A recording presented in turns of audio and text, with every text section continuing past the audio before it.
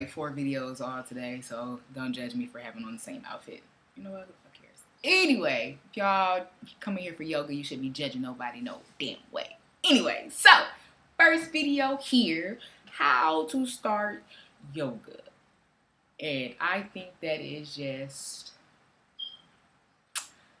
an interesting question. I will provide a few links. I'm new to this YouTube thing, so I know that there's ways to add it to the video. I have some resources and friends and things like that. People have gathered some knowledge together, so you could take a look at that. So I was actually going through some YouTube videos and seeing what other people say, because it's like information is out there, guys. It is. It's so out there. And what I'm learning as a teacher, because outside of teaching yoga, I've been involved in education. How old am I? 33? For at least 20 years in terms of assisted teaching, coaching, creating curriculum programs, and stuff like that. So, with that being said, I understand that motivation is different for everybody. So, what you'll notice about like the social media yogis, and the people who post on Instagram, Facebook, the people who post their workout stuff in general, there's a couple of different groups of those people, but a lot of them are just internally motivated. Some's externally motivated by the likes that they get on their pages and stuff like that. But most often, people who get up every morning to post a video, they're motivated by, something else other than just doing it. And for them, learning about yoga is self-directed. Self-taught yogis have a lot easier time because they can dive into a book, dive into some knowledge, dive into a video, and just do it on their own. And that's a lot with self-motivated people. They'll dive into a workout by themselves. They don't need, a lot of people. They don't need a workout buddy, stuff like that. Then there are other people who really do need a workout friend, a motivator, accountability partner. And a lot of times in yoga, because it's such a personal practice, it's hard to establish a good rhythm for that, especially because of the physical nature of yoga will take people to different places.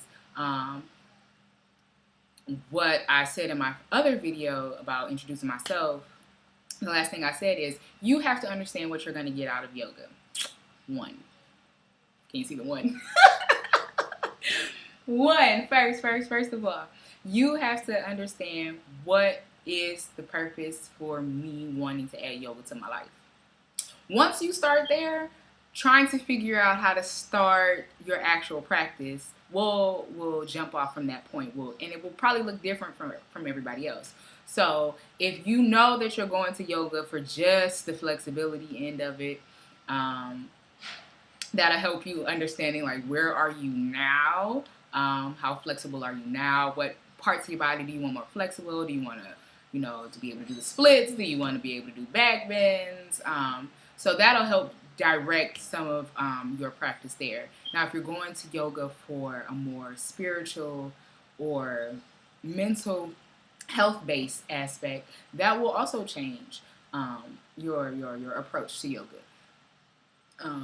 What I've come across in meeting different yogis is that of course, everybody's practice is different.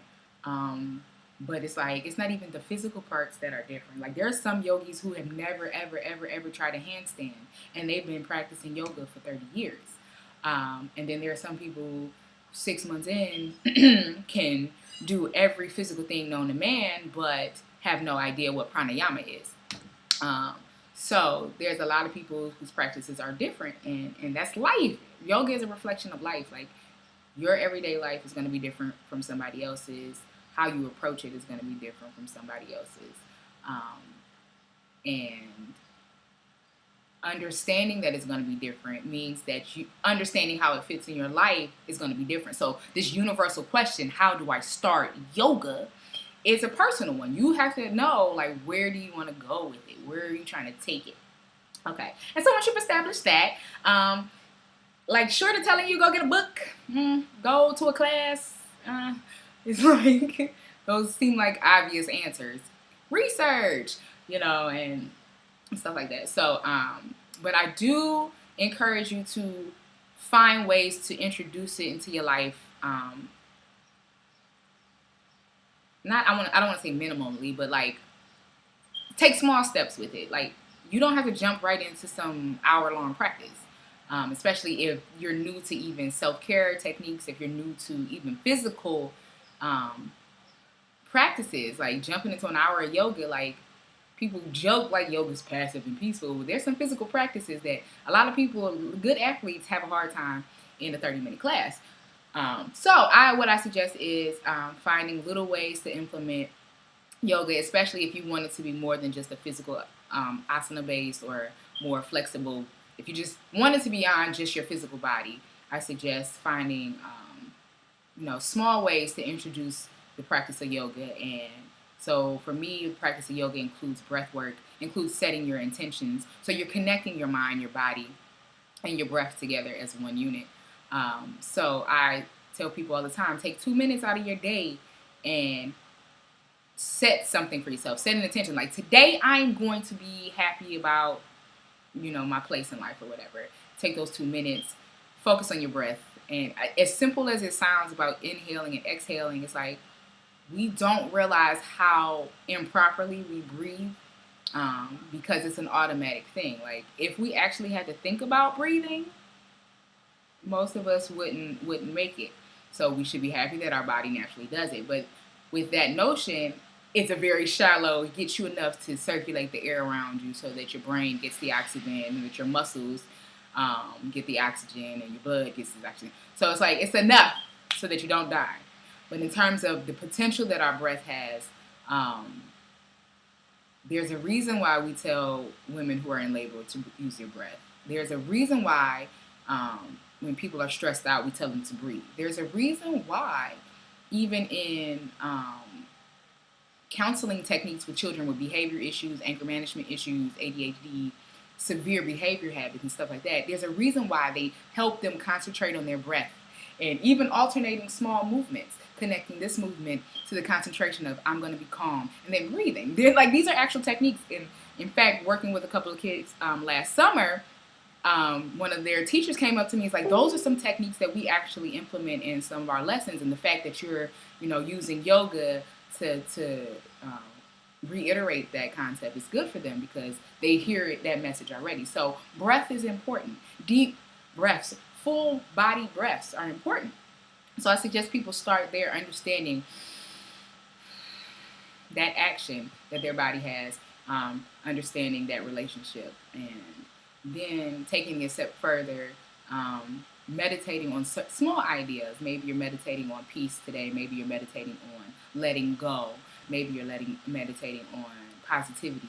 And I know people have a hard time with meditating. Like people feel like, especially me, like my mind goes a mile a minute. And so when I first started trying to calm that down, I used to get, angry that I couldn't like sit quietly and my brain was going da-da-da-da-da-da-da. And it was like, yo, you're not quiet. Like even when I'm growing up, I'm a preacher's kid. Prayer time, I was always like, I'm a bad Christian because my brain won't focus during prayer. I'm all over the place. And so it's like you hear that theme and people are like, well, I don't know how to meditate, so I'm not going to. Or people are like, well, I'm not flexible, so I'm not going to try yoga.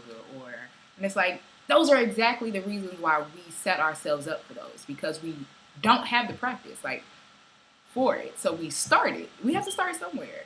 And everybody's practice is going to be different. And just like how we approach life, like you don't know somebody's story, you don't know what information they came here with, you don't know what their background is. The same with yoga. So if you're gauging your yoga success by how many handstands you can do, then you're going to set yourself up for some failure, because it's like, maybe you don't even have the shoulder strength or shoulder stability right now to be even thinking about handstands. Maybe your physical body is not there. And so that's where it comes to, understanding where you are physically and how that's going to relate to how deep you go into your practice as well.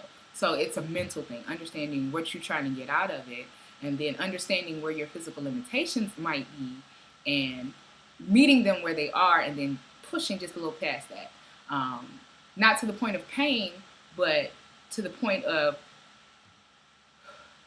past that stagnation. Like we get comfortable in things, and then that's when we get in a rut. So, you know, coming out of your comfort zone is part of yoga practice too, and that is physically noticed, and helps solidify those messages. So there's a lot that goes on between the balance of mental and physical in yoga. But like I said, I suggest people start off small, understanding what they're trying to get out of it. Like I said, there's classes popping up over everywhere. Yoga is a trend right now. Whether it's a genuine trend or not, it's not for me to decide, but it's there. So that means there are more spaces for you, if you're truly trying to get into that habit of self-care, self-awareness, self-acknowledgement. Um, don't get caught up in the popularity of yoga if you're really trying to implement it into your life in a genuine sense. Um, and that's just life. Like, don't get caught up in the hype of social media and stuff like that. Like, it's beautiful, it's good. There's knowledge out there if you want to use it, but you have to understand what discernment is and understanding how that relates to how you're bringing that information into your life. Like I said, it's your yoga practice. Essentially, at the end of the day, it's going to be a personal. It is great to commune with other people. It is great to practice in a space with others because you feel that multiplied energy. But at the end of the day, your practice is your own. That journey is your own. And you have to establish what you need it to be for yourself. So at the bottom of this video, I'll find a way to add some resources, especially for Cleveland folks. But I'm aware this is YouTube, so you might not be from Cleveland if you're watching this. But there's some great people out there that have shared some genuine, heartfelt knowledge about what they feel yoga means to them. And it's a starting point. So don't, like somebody called me like the yoga guru. Don't even know what that means. And for me, and so I'm saying this to say, like, take the information that you're going to get from people and analyze it and figure out how it fits in with who you are and what you're trying to do and where you're trying to go. If you're starting from authenticity, then what information you gather should be genuine, you know? So if you're aware of where you're starting from, and you might not always be aware. Our selfish lower selves come up all the time. And, you know, sometimes we're superficial with it. Sometimes I take a yoga pic because I'm like, damn, I look good. And that's just being honest. But that is not what motivates me to keep going in my practice. And that's not what the message I want to send out to other people either. So, like I said, so take the information, how you're going to take it, but understand that these are people who are using their personal understanding of yoga to communicate with you. So they're just giving you what they know from their personal experience. And like I said, yoga, since it's a journey to self, it's going to look different for everybody. All right.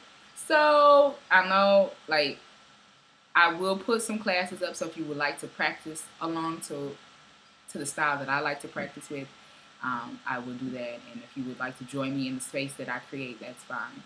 I'm all down for that as well. But I don't want you guys to go searching the internet for like how to do yoga videos and expect to get this step by step. This is what you need to do. This is what you need to do, and then next, and then next, and then next. That's not how any of this works. It's not. It's not. So what I want you to do is just talk to yourself. Figure out what you're trying to do, what you're trying to get out of it. And if you're looking for the information, it's going to be there for you. And if you are putting a limitation on your yoga practice, guess what? Your yoga practice is going to be limited. If you are putting yourself in a box and your yoga in a box, and that's where your yoga is going to stay. If you fear what yoga is going to be for you, and if you feel yoga is inaccessible to you, it will always remain inaccessible to you. Like, how you approach it is what it's going to be for your life. So, I don't know. Take a look at yourself for a little bit. Try to figure out what you're trying to do. If you really, really pursue it and understand it, yoga could be a wonderful addition to the journey of self-care, to the journey of self-love. And that's just honest. Check out Trap Yoga classes in Cleveland coming soon. Yep, that's about it, y'all. Bye.